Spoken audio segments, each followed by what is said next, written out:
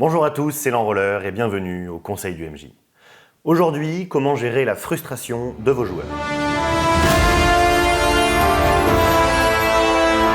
On en a déjà parlé brièvement, mais la frustration des joueurs viendra à partir du moment où ils ne se sentent pas investis dans l'histoire. Soit parce que leurs idées ne rentrent pas dans votre scénario ou dans le monde dans lequel vous jouez, soit parce que leurs actions vont échouer.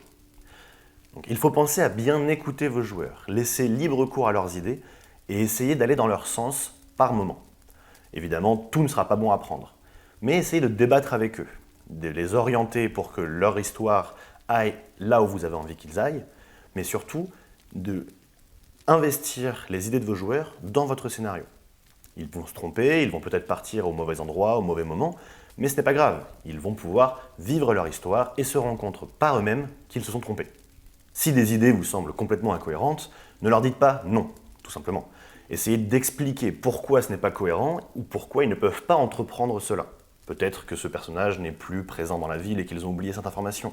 Ou peut-être que cette fois, ils ne pourront pas traverser un pont qui a été détruit. Et ils l'ont tout simplement oublié encore une fois. Expliquez-leur pourquoi ce n'est pas cohérent. C'est vous le maître du jeu, c'est vous qui avez l'entièreté de l'histoire en votre possession, donc vous pouvez leur expliquer pourquoi ce n'est pas envisageable. Il faut réellement réussir à investir vos joueurs dans l'histoire. Il faut vraiment qu'ils vivent leur aventure. Alors leurs idées, vous n'aurez peut-être pas pensé, ce ne sera pas prévu dans votre session, dans votre scénario, mais cela peut vraiment amener quelque chose à votre histoire, à votre aventure. Intégrez les idées au fur et à mesure et travaillez peut-être plutôt avec des points clés dans votre session, des informations à transmettre à votre joueur sans lieu propice à le faire. Peut-être que l'information était dans un bureau, le bureau du chef de la garde, mais si vos joueurs décident d'aller fouiller le bureau du prévôt, peut-être que la même information peut s'y trouver, suite à une réunion entre les deux personnages par exemple. Mais essayez d'imaginer des petites ficelles, des plans B à votre histoire, pour que l'information capitale qu'ils cherchent puisse se trouver ailleurs. Qu'ils aillent en fait à la rencontre de l'information, malgré ce que vous pouvez préparer en amont.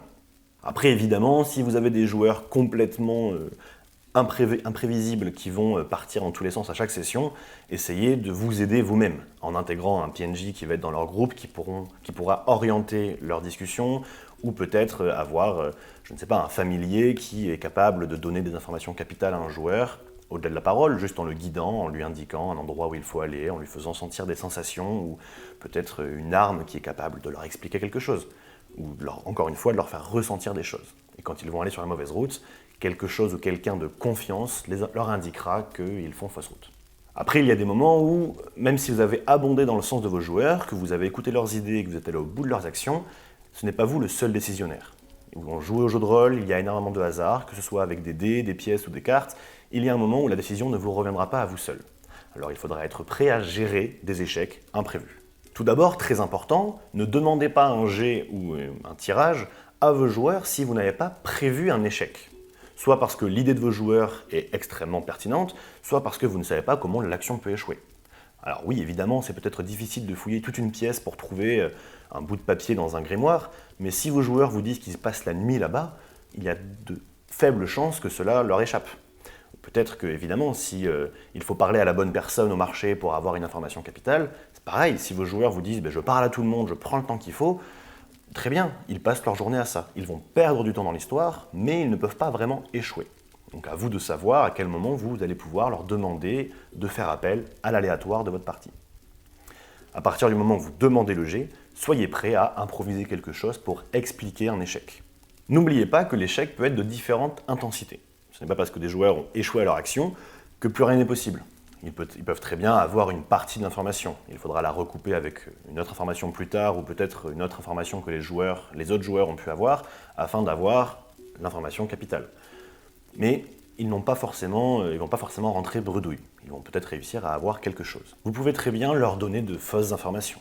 Ils peuvent penser qu'ils ont réussi leur mission jusqu'à ce que quelque chose ou quelqu'un leur explique qu'en fait non, ils n'ont pas eu la bonne information. Ils peuvent très bien trouver, comme je le disais, une partie de l'information. Ou alors vous pouvez leur faire croire qu'ils ont réussi quelque chose. Ils peuvent avoir un sentiment d'accomplissement, ils sont allés au bout de leur idée, mais ils ne vont pas comprendre tout de suite à quel point ça ne sert pas à l'histoire. Après, en fonction du jeu de rôle auquel vous jouez, parfois les joueurs ne connaissent pas la difficulté qu'ils doivent atteindre, notamment en Donjons et Dragons, où le degré de difficulté est souvent caché et gardé par le MJ. Dans ce cas-là, même un 15, qui est un très bon jet, ne peut être qu'un échec. Dans ce cas-là, amusez-vous. Dites à vos joueurs qu'ils ont réussi quelque chose, ils vont trouver une information, ils vont réussir à avoir une piste, jusqu'à ce qu'ils se rendent compte, 1 heure ou 2 heures plus tard, ou peut-être plusieurs sessions plus tard, qu'ils ont manqué l'information importante. Dans ce cas-là, ils auront vraiment le sentiment d'accomplissement, ils auront l'impression d'avoir réussi quelque chose, ils ne seront pas frustrés de la partie, et se rendront compte plus tard que vous avez joué avec eux. Vous êtes là en grande partie pour ça, pour les aiguiller, mais parfois aussi sur des fausses pistes. Et ça ne pourra que les encourager à ne pas se fier aux résultats du dé et éviter le metagame afin de laisser une vraie partie de jeu de rôle pouvoir se dérouler. Comme je le disais tout à l'heure, il y a des fois où vous ne serez pas le seul décisionnaire. Alors si vous avez du mal peut-être à trancher sur une décision, ou si vos joueurs ont une bonne question qui vous semble pertinente, mais vous ne savez pas si, oui, ce personnage est présent dans la ville, ou oui, tu vas pouvoir trouver une arme dans cette geôle, par exemple. Laissez le hasard décider pour vous. Alors si ce n'est pas codé par les règles, vous pouvez très bien soit faire un pile ou face de votre côté de l'écran du MJ, soit tout simplement demander au joueur de jeter un dé. Et à vous d'établir les règles. Pair, oui, impair, non. Ou peut-être que c'est un pourcentage de chance. Si tu fais moins de 5, tu auras donc réussi ton action. Sur un D20 par exemple, moins de 5, ça équivaut à 20% de chance. À vous de voir quelles règles vous voulez instaurer pour gérer le hasard au-delà de votre système de règles de jeu de rôle. En tout cas, il faut garder en tête que vous êtes là pour raconter une histoire à vos joueurs et avec vos joueurs. Ce sont eux les personnages principaux de l'histoire que vous jouez.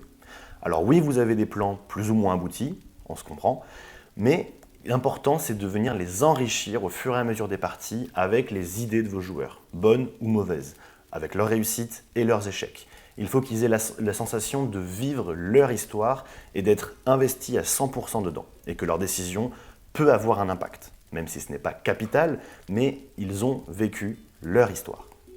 Et quant aux joueurs qui vont jouer de malchance pendant plusieurs heures, pendant plusieurs sessions d'affilée peut-être, de nombreux échecs, ils vont vraiment, évidemment, se frustrer et se sentir inutiles à l'histoire. Alors pour cela, essayez de romancer les échecs. Ne leur dites pas juste non, ou tu rates, ou tu n'as pas réussi. Essayez de vous en servir pour construire l'histoire autour de ça. Ça fait 3 tours que tu rates ton coup d'épée, tu es en lutte terrible avec ton adversaire, et tu es en train de perdre pied, tu te déstabilises, tu tombes au sol. Essayez d'aller de plus en plus dans la difficulté pour lui, pour le pousser à trouver des solutions et peut-être renverser le cours de l'histoire. Et surtout, le faire aider par les autres personnages. S'il a juste l'impression de rater ses coups d'épée, par exemple, les autres personnages vont se dire « oui, bon, il finira par toucher ». Mais si vous romancez ses actions et qu'au fur et à mesure, les personnages se rendent compte qu'il est dans une position difficile, ils auront plus envie d'aller l'aider. Et cela va, encore une fois, améliorer l'histoire et potentiellement améliorer l'expérience du joueur. Et parfois, dans certains systèmes de règles, vous avez des méthodes pour récompenser un joueur, notamment en Donjons & Dragons avec l'inspiration. Si votre joueur interprète bien son échec et sa frustration pour la mettre au service du jeu, eh bien vous pouvez le récompenser de la façon avec une inspiration pour lui donner un avantage et ainsi briser ce cercle vicieux d'échecs répétés. J'espère que ce CMJ vous a plu et on se retrouve très vite pour une prochaine vidéo. Ciao!